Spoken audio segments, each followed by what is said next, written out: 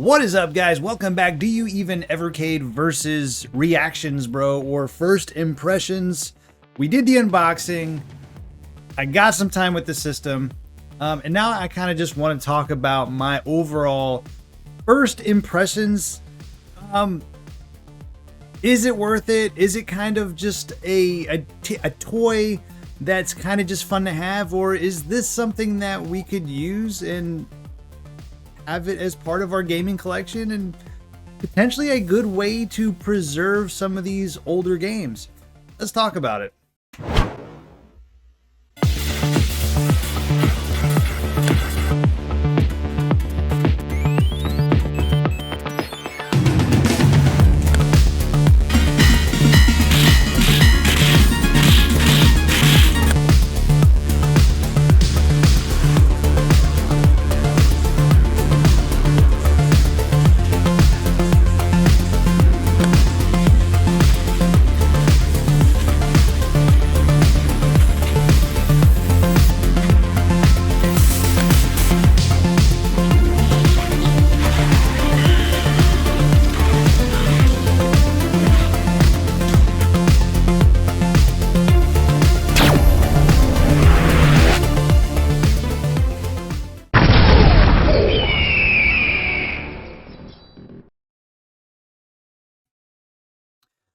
All right, guys, so welcome back. So I did the unboxing. You guys saw it. Thank you, by the way. Almost 400 views on a video like this. I was not expecting much.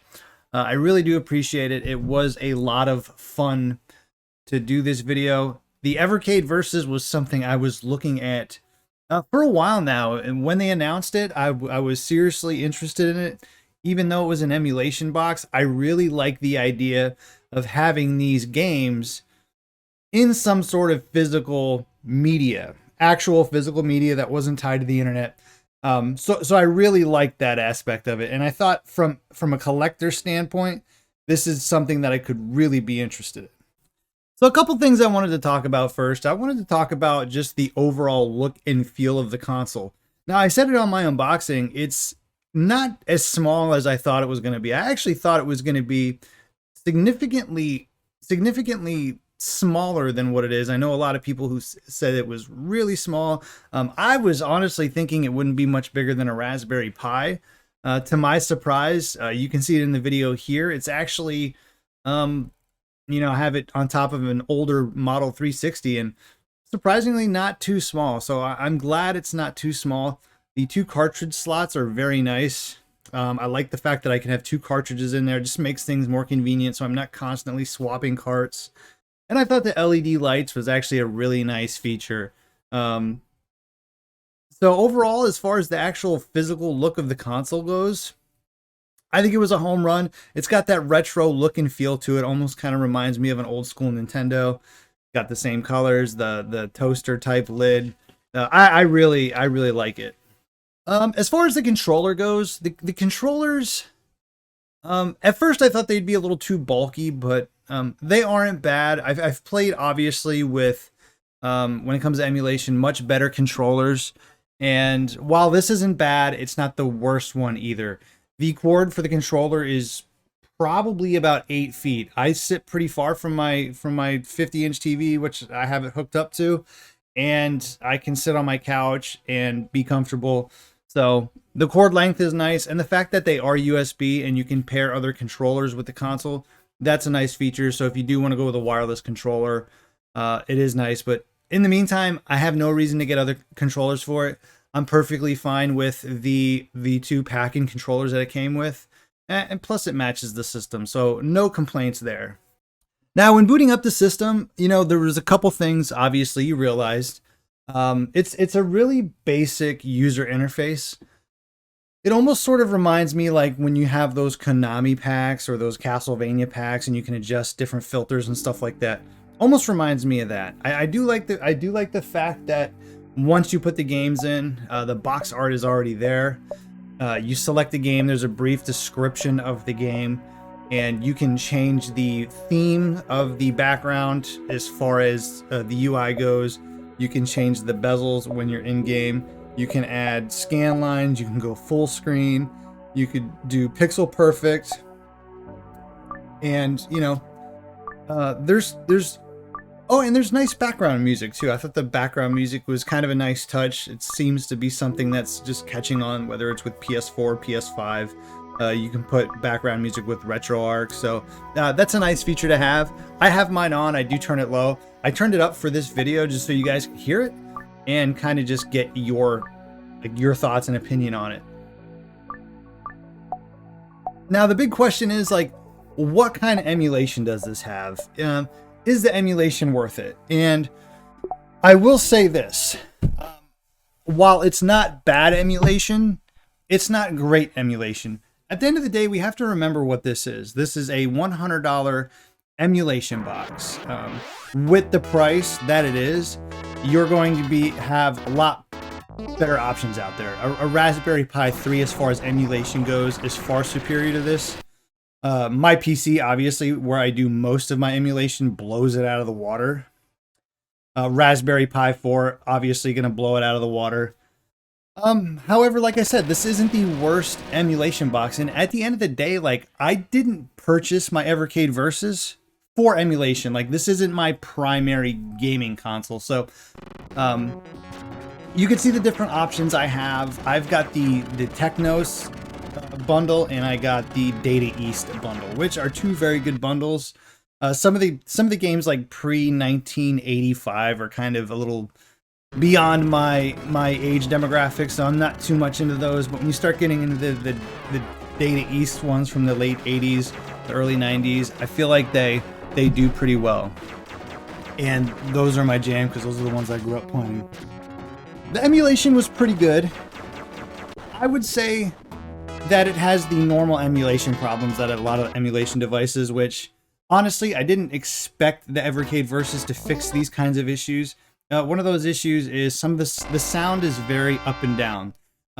One game might be significantly louder than a previous game or another game. So I'm constantly almost adjusting my volume on my television set. That is an emulation problem. It's a ROM set problem. I've had this problem with my Raspberry Pi. It would be kind of nice if Evercade if Blaze could find a way to sort of fix this. However, it's not the end of the world, because I knew what to expect. As far as the emulation goes, that's probably my biggest gripe. I didn't really experience too much input lag. Some games are worse than others. But obviously, it wasn't that bad. Like I said, it's a $100 box, and I feel like for what it's supposed to do, I feel like it does it very well. So that's kind of my theory on the emulation. The different features are nice. I like to play in Pixel Perfect with a little bit of scan lines. Now, typically, I don't normally add scan lines to emulation, but the emulation picture on this, at least for the arcade games, now I've only played these two packs so far. So these two arcade games, when they're when the scan lines aren't on, it gets a little bit muddy, and those pixels aren't very sharp. That's probably just the emulation they're using. If they're using bilinear filtering or not, I'm not sure. I don't know what cores they're using, if they're using their own cores, but I feel like that's something they can fix. But for the time being, I don't mind putting on some soft scan lines and sort of getting rid of that problem. It doesn't bother me. But I feel like that was one of those things I did notice up front. So yeah, as far as picture goes, I think it's good. I add scan lines. Gameplay, the sound can be up or down. And honestly, the worst part of the emulation I've found so far is the sound hasn't been, consistent throughout the games. I feel like I said, it's just very up and down. But it's still playable. It's still a lot of fun. I do like the fact that you can save state. Bro, do you even save state? You guys know how I feel about save states. So I like the fact that you can quick save all your games. There's a lot of different features. The 4-player option is nice for those that allow 4 players. I was actually playing with my kids. We were playing a couple Gates of Doom and a couple of the other ones together, so we had a lot of fun playing those co-op. So I feel like there's a lot of potential here. I'm really excited for some of the other ones, like the Intellivision pack, to come out, because there are some like, I love playing Astro Smash. When I played it on the original Intellivision, I actually still really enjoyed it, surprisingly, because typically I don't like those those gens prior to 8-bit because I grew up playing 8-bit and beyond. So stuff like Atari and Intellivision never really interested me, but Astro Smash I really enjoyed. So there's a lot of potential here with this. I'm already looking at more collections as I get deeper into this. I want to look and see how it emulates like some of the Genesis stuff. So I'm looking at the Pico collection, some of the SNES stuff. But like I said, guys, for what it is, I mean, I think this thing is really great. I mean, if this was priced at $199, I would say it's too much. But for $100, I paid $135 for mine. I got 2 controllers and 2 collections. So I feel like that was definitely worth it for me. As far as what it is, guys, my final thoughts. While this won't be my primary emulation machine, I do feel like this is a great way to preserve, especially some of these older arcade games, because up until this point, our best way to preserve arcade games was through emulation on our PC, using MAME and using ROMs. I feel like putting these into a physical cart and getting these on the system is a nice way to preserve these games and still have relatively decent emulation for them. So as a collector, I really like this system. As somebody who wants to use it for emulation, I would say if your primary purpose is to like replace this as your primary emulation device, this is not the way to go. If you have no other means to emulate games and you're not comfortable doing a Raspberry Pi or using RetroArt, I think this is a very good option as well. But like I said, if you're just using it to play games and you have other means like a PC or a Raspberry Pi and you're not interested in collection, I think this is probably not for you. Like I said, I got it because I'm into the collection aspect of it. Some people might be into the emulation aspect because it's their only option, but I can definitely see why this doesn't appeal to a lot of people. But for me, I like it, guys. I give it like an 8 out of 10. If I was going to put up, a rating on it, as a collector, I think it's a home run. It's funny because I was telling a friend, this sort of is like what the Coleco Chameleon was supposed to be, because now they're hearing talks about putting indie games on here, which I'm really excited about. There's already an Indie Heroes pack I'm really excited about. So I'm definitely cannot wait to go down this rabbit hole of collections. Blaze knew what they were doing. I think they were definitely appealing to the collector here and definitely looking at game preservation, guys. So that's my final thoughts. I love the Evercade Versus. Let me know, guys, what your thoughts are. Were you disappointed? Did you enjoy it? Until next time, guys, I can't wait to I am going to be doing some live streams, and we are going to be doing some pickup videos for the Evercade. All right, guys, do you even Evercade, bro? I'll see you on the next video.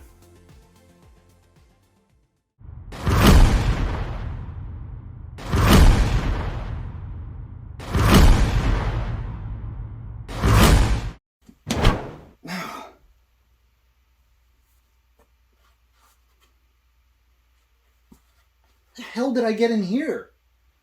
Chuck! Chuck! Oh shit, not you, Flamingo. Hold on. I think I have an idea on how to get out of here. DJC Game Studios.